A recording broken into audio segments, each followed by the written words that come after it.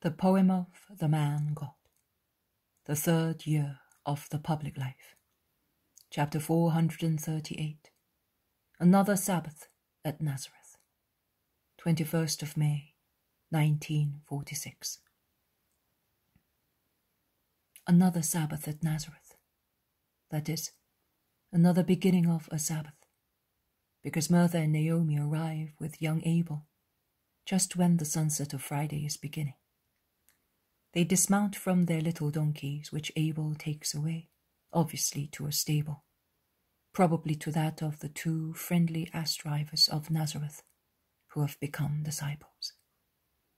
The women go in through the workshop door, which has been left open to ventilate the large room, where up to a short time before, the heat of the coarse fireplace has joined the intense summer heat. Thomas is putting away his tools.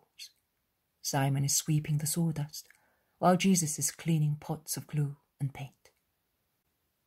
"Peace to you, Master, and to you, disciples," greet the two women, bowing low as soon as they enter, and then, after walking across the workshop, prostrating themselves at Jesus' feet. "Peace to you. You are very faithful to come in this heat." "Oh, nothing. One feels so well here that one forgets everything. Where is your mother?" "She's in there, finishing a dress for Aurea. You may go in." The two women walk away with their knapsacks, and one can hear their clear voices, which are rather deep, blend with the shrill, rather strident voice of Aurea, and with the silvery voice of Mary. "They will be happy now," says Thomas. "Yes, they are good women," replies Jesus. "Master, Martha has not only kept the son she had, but she got another child, and in a little more than 1 year, says the zealot. "Yes, in little more than 1 year. It is already over a year since Mary of Nazareth was converted.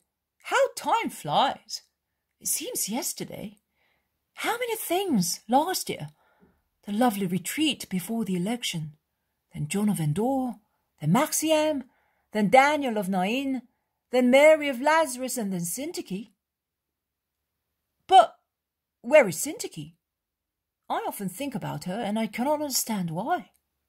Thomas stops speaking to himself because Jesus and Simon do not reply to him. On the contrary, they go out into the kitchen garden to wash themselves, and then join the women disciples. And we begin to see again. Abel of Bethlehem in Galilee comes back and finds Thomas, who is still pensive, in front of the place where he generally works, moving, lost in thought, his tiny masterpieces in goldwork. "Have you found work?" asks the disciple, bending over the tiny objects. "Oh, I have made all the women in Nazareth happy. I would never have thought that there were so many buckles, bracelets, necklaces, and lilies to be repaired. I had to ask Matthew to bring me some metal from Tiberias. I have more customers," he laughs happily, "than my father has. It is true that I do not ask for money." "You lose everything." "No, I charge only the value of the metal. My work is a present." "You are generous." "No, I am wise. I am not idle. I set an example of industriousness and detachment from money, and I preach." "Be quiet. I think that I have preached more by doing so, without telling a parable, without saying a word in the synagogue, than I would have done if I had spoken incessantly. And then I do a bit of training. I have promised myself to propagate our faith with my work when I will have to go and preach Jesus among the infidels, and I am training myself." "You are wise both as a goldsmith and as an apostle." "I strive to be so for Jesus' sake." "So you have acquired a sister." "Treat her well, you know. She is like a little dove in its nest. I'm telling you, because in my trade I am accustomed to dealing with women. She's a candid dove who was scared to death by a hawk, and who is looking for motherly and brotherly wings to defend her. If your mother had not wanted her, I would have asked to have her for my twin sister. One child more, one less. My sister is so good, you know. Also my mother. She lost a little daughter when she remained a widow.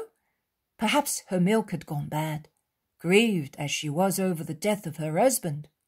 I can hardly remember my little sister, and perhaps I would not remember her at all if my mother did not mourn her death so often, and if every poor girl in Bethlehem were not entitled to some food and clothing in our house in memory of the dead baby. But as I was brought up in the company of my mother only, I've ended up by loving little girls very much myself. I realize that this one is not a little girl, but I will consider her such because of her heart. If she is, as my mother Naomi and you say, you can be sure. Let us go into the other room. In the other room, that is, in the dining room, are the women, Jesus and the zealot.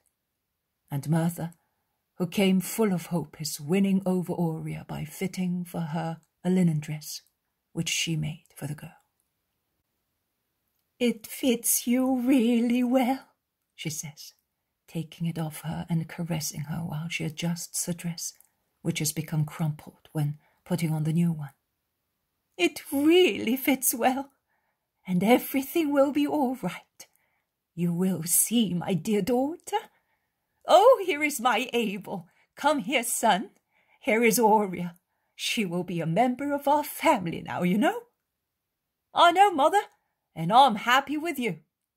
He looks at the girl. He studies her. His dark eyes stare at and get lost in her large, pale blue ones. He is satisfied with his examination. He smiles at her. He says to her, "We will love each other in the Lord who saved us. And we will love him and have him loved. And I will be a brother to you in spirit and in affection. I'll promise it in the presence of the Master and of my mother." And with a beautiful limpid smile of a pure youth, well advanced in high spirituality, he holds out his strong, tanned hand to her. Aurea hesitates, and then, blushing, she puts her left hand into the right hand offered to her and says, "We will do that in the Lord." The adults smile. There is a knocking at the doors. "Here is Simon of Jonah. This time he could not resist temptation," says Thomas, laughing, while he runs out. "Yes, I did not resist. Peace to you, master."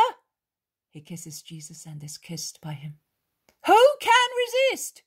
He sees Mary and bows greetings. He then resumes, "But to satisfy our consciences, we came by Tiberias and we looked for Judas. Because we are all here, eh? The others are coming, including Marcian. So I was saying that we came by Tiberias, yes, to look for Judas in the event that he should think of coming to Capernaum, at least on the 4th Sabbath. It would not be nice if we were all away. And we found him, yes.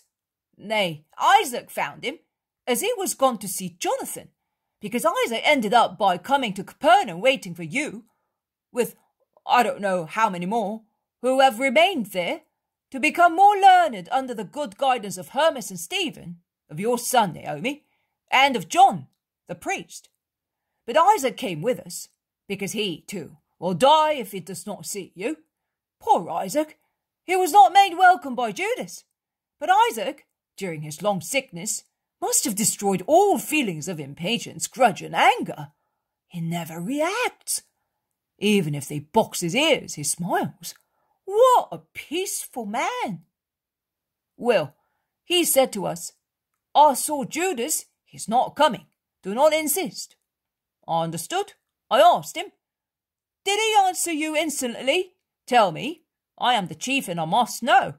"Oh, no, he replied. He did not answer insolently, but his insolence did.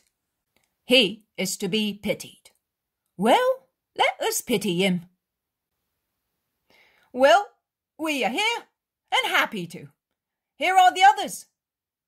And with the others there are Judas and James of Alphaeus with their mother, and the disciples of Nazareth, Asa, Ishmael, and Simon of Alphaeus, and a rarity, also Joseph of Alphaeus. They unburden themselves of their bags. Nathanael has brought some apples, and Philip a basketful of grapes, as golden as Oria's hair. Peter and Zebedee's sons, some pickled fish. Matthew, who has no home cared for by women, and thus has nothing good, has brought a jar full of earth with, inside it, a slender trunk, which, judging by its foliage, I would say, is a lemon or orange tree, or another, citrus tree, and he explains. It is a rarity. Only who goes to Cyrene can get them, and I know a man who was at Cyrene, one of the revenue authorities, like me, once. He has now retired at Hippo. I went to him to get the plant because it must be planted out at the new moon. The fruit is beautiful and good. Its flower is sweet-smelling and looks like a waxen star, a star like your name. Here. And he offers the plant to Mary. But what a trouble for you, Matthew, all this wait. I am grateful to you. My garden is becoming more and more beautiful thanks to you all. Porphyrius camphor, Johannes roses, your rare plant, Matthew, the other flower plants brought by Judas of Kerioth. How many beautiful things! How kind you all are to Jesus' mother. All the apostles are moved. They only cast sidelong glances at each other when Mary mentions Judas's name. Yes, they love you, but we love you too, says gravely and stiffly Joseph of Alphaeus. Of course, you are the dear children of my dear relative Alphaeus, and of Mary, who is so good. And you love me. It is natural. We are relatives. These, instead, are not our blood, and yet they are like sons to me, like brothers to Jesus, as they love him so much and follow him. Joseph takes the hint immediately. He clears his throat, searching for words. He finds them. He says, Of course, but if I am not yet with them, it is because I think also of the consequences for him, for you, and, well, I love you too, you especially, poor woman, as you are left all by yourself too long. And I have come to tell Jesus that I am glad that he has remembered also the needs of his mother, and has done what was necessary here. And satisfied with being the head of the kindred, and thus in a position to praise and admonish, he deigns to commend Jesus for all the work of carpentry, painting, and other jobs done in that month. That is how it should be done. One can now see that this woman has a son, and I am happy to be able to say that I have found again my wise Jesus of Joseph. Bravo! And the wise Jesus of Joseph, the most wise divine word, humiliated in our flesh, meek and humble, accepts the praises mixed with the authoritative advice of his cousin Joseph, smiling so kindly that it helps to check any untimely reaction of the apostles in his favor. And Joseph, having set off, seeing that they listen to him, does not stop, but he continues.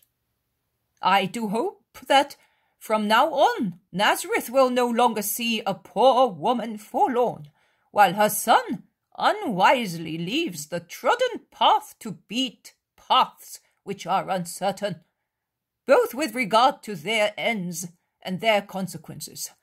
I will speak to my friends to the head of the synagogue, we will forgive you. Oh, Nazareth will be happy to open out her arms to you as to a son who has come back, as an example of virtue to all the citizens.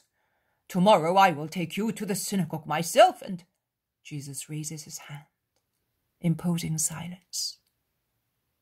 And calmly but very resolutely, he says, I will certainly come to the synagogue as a believer, exactly as I went there on the other Sabbaths. But it is not necessary for you to plead in my favor, because 1 hour after sunset I will set out again to evangelize, as it is my duty to obey the Most High. A bad letdown for Joseph. A very bad one. All his good-naturedness is shattered, and his hostile intolerance comes to light again. All right, but do not look for me in the hour of need. I have done my duty, and your certain misfortunes will not fall on me. Goodbye. I am one too many here, because I cannot understand you, and you cannot understand me. I am going away with no grudge, but very sad. May the Lord protect you, as he protects all those who are simple-minded, incomplete. Goodbye, Mary. Take heart, poor mother. Goodbye, Joseph. But I must take heart for you, not for him, because you are the one who is out of the path of God, and you grieve me, says Mary calmly, but sure of herself. You are a fool, that's what you are. And if you were not the head of the family, I would have given you a thrashing, as you were a creature of my blood, but not of my spirit, shouts Mary of Alphaeus. And she would have said more, but Mary implores her, be quiet, for my sake. I'll be quiet, yes. But tell me, if I have to see a rascal like him among my sons. The rascal in the meantime has gone away, while good Mary of Alphaeus unburdens her soul with regard to that stubborn son.